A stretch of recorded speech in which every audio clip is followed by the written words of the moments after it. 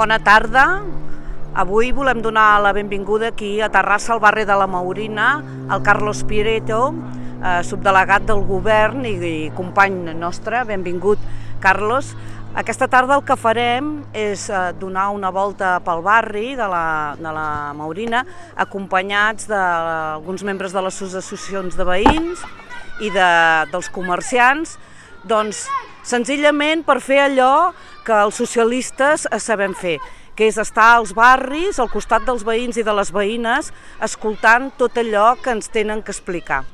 I volem que ens ho expliquin avui, acompanyats del Carlos Prieto, perquè pensem que la col·laboració entre governs és essencial perquè els barris i les ciutats puguin progressar adequadament i puguin millorar en tots aquells aspectes que sigui possible. I sabem i podem comprovar amb moltes de les mesures que ha pres el govern de Pedro Sánchez està implicat en tots els barris de totes les ciutats. I què millor que algú del govern, com és el subdelegat del govern, estigui avui aquí veient-ho de primera mà i acompanyant-nos i escoltant-nos. Com sabeu, el Partit Socialista, quan hem estat governant aquí a la ciutat de Terrassa, hem estat implicats en aquest barri. Abans d'acabar el mandat vam deixar constituïda la taula de la Maurina, que era una taula on els veïns i tots els conciutadans del barri podien establir aquelles sinergies per una molt bona convivència del barri. També vam deixar inaugurat el casal Francisca Redondo, que va ser una de les últimes actuacions que hi va haver-hi del Pla de Barris d'aquí de la Maurina. Pla de Barris que, com sabeu, també es van impulsar des de la Generalitat amb governs socialistes i que en el govern d'Artur Mas va deixar de fer convocatòries dels plans de barris. Però bé, aquí en aquest cas es va poder acabar el Pla de Barris, amb una de les últimes actuacions va ser aquest centre cívic.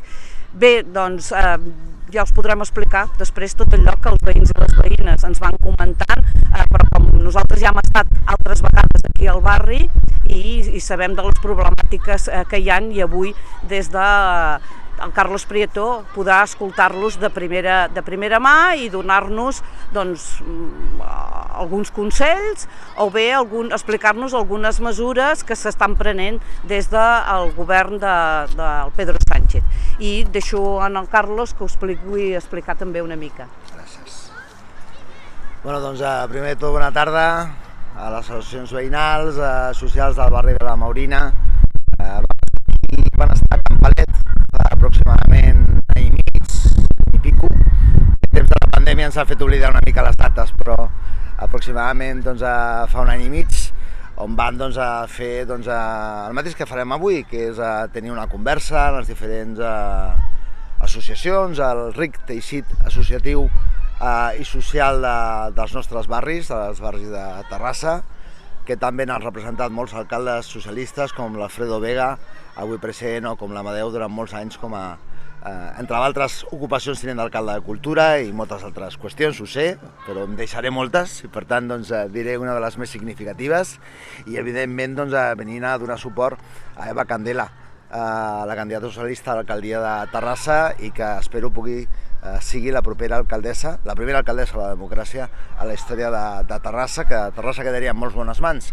I estic convençut que en la Eva faríem una tasca també importantíssima de reprendre en el màxim d'intensitat totes les relacions entre administracions. Avui en dia, en aquesta societat tan interconnectada en la que vivim, efectivament cal molta activitat en les diferents administracions, relacions de confiança, relacions d'entesa, relacions de diàleg sincer, de diàleg intens, per tal de buscar el màxim benefici del conjunt de ciutadans i ciutadanes, en aquest cas de Terrassa.